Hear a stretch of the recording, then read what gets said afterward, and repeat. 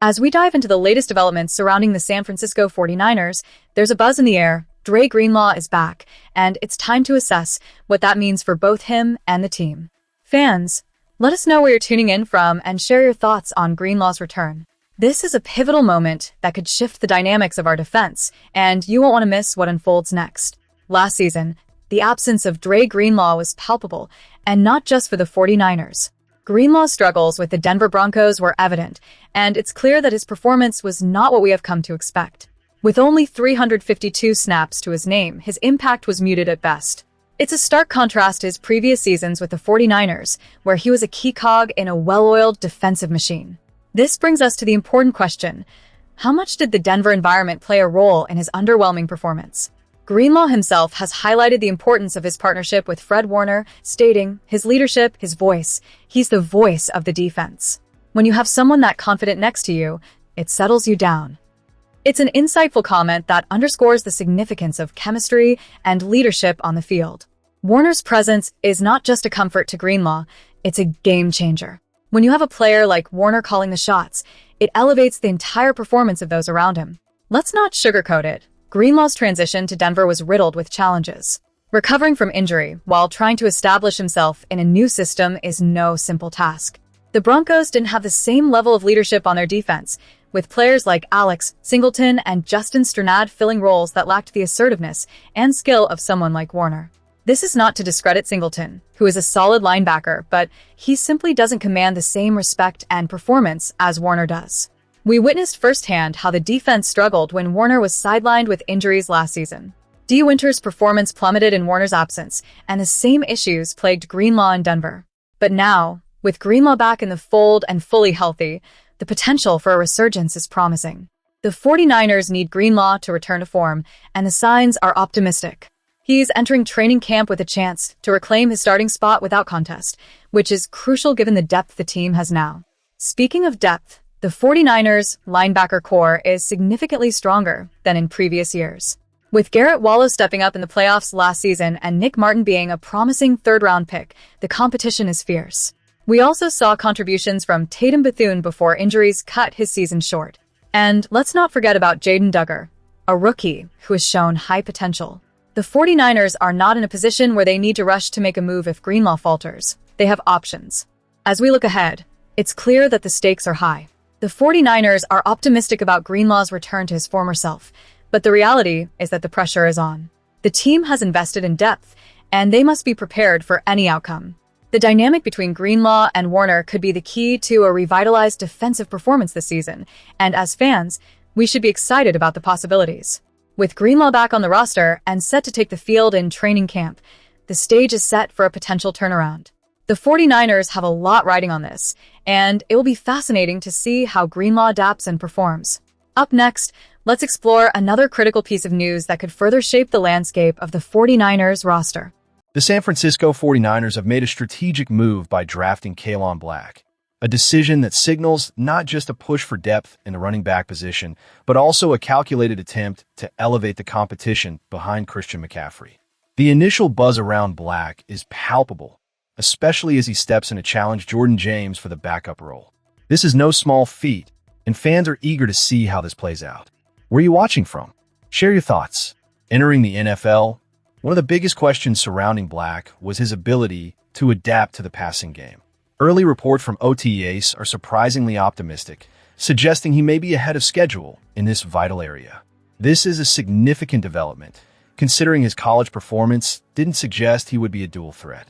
In his last season with the Hoosiers, he managed just 5 receptions for 42 yards, and throughout his 2-year stint there, he totaled a mere 9 catches for 48 yards. Indiana preferred to utilize Roman Hemby in the passing game, a player who subsequently went undrafted. This raises eyebrows about how Black's skill set was utilized at Indiana, but does not entirely define his potential. In contrast, Black's time at James Madison paints a different picture. In 2023, he accumulated 214 yards on 25 catches, and the previous season saw him with 16 catches for 171 yards. This showcases that while he may not have been asked to be a primary receiver at Indiana, he has shown flashes of capability when given the opportunity.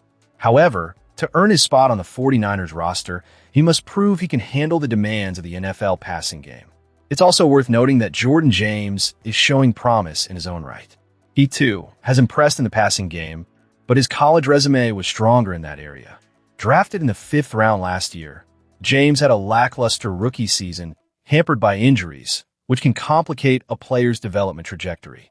The fact that the 49ers are willing to invest a 3rd-round pick in Black, just a year after James struggled to find his footing, speaks volumes about how the organization views Black's potential.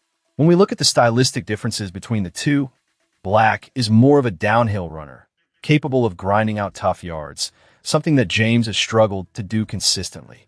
This characteristic could position Black as more of a Brian Robinson Jr. type rather than a direct replacement for McCaffrey.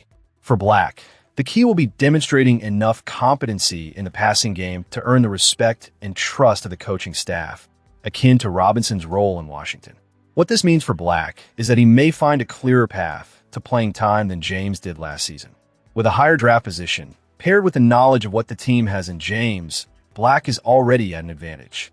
The competition is fierce, but it's clear that the 49ers are excited about what Black can bring to the table. As we continue to dissect the 49ers roster moves, it will be fascinating to watch how this battle for the backup running back position unfolds. What are your thoughts on Kaelon Black's potential impact on the team? Keep watching as we delve into more updates. As we wrap up this segment, let's dive into the expectations surrounding Romello Height. The San Francisco 49ers clearly have their sights set on him as a key piece for the future, but for now, they're keeping his role straightforward. The goal? Utilize him primarily as a designated pass rusher. This is a pivotal strategy, especially given Nick Bosa's early endorsement of Height's explosiveness and polish during OTAs. It's a promising start that has fans buzzing with anticipation. Height's fall to the 3rd round of the 2026 NFL Draft raised eyebrows. His slightly older age and undersized frame made some teams skeptical, questioning if he had maxed out his potential. But Bosa's perspective flips that narrative.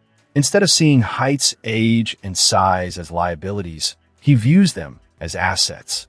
The polish that comes with experience could be exactly what the 49ers need, especially since they're counting on him to contribute in his rookie year. With a lack of a dynamic rusher like Height on their roster currently, it's crucial for him to step up.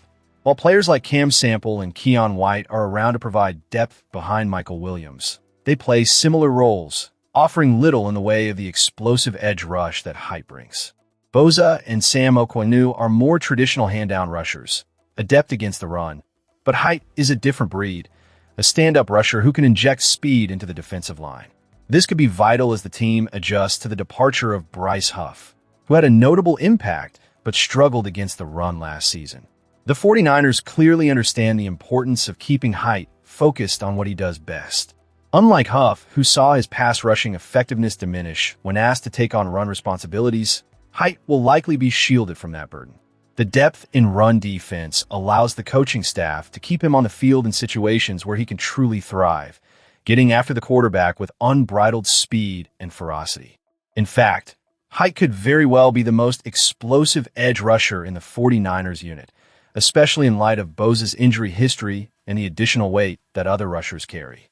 The franchise drafted Height to bring that unique speed to the table, and early indications show he's fulfilling that role. If he can consistently demonstrate the polish to play early and the explosive capability to disrupt opposing quarterbacks, the 49ers will undoubtedly consider this pick a success. Fans, where are you watching from? What are your thoughts on Height's potential impact this season? It's clear that the organization is optimistic, and so should we be. If Height delivers even a fraction of what's expected, he could quickly become a fan favorite, embodying the speed and tenacity that 49ers fans have come to love. As we conclude our deep dive into the 49ers offseason moves, it's a pivotal moment for the team, with new talent coming in and the foundations being laid for a promising season ahead.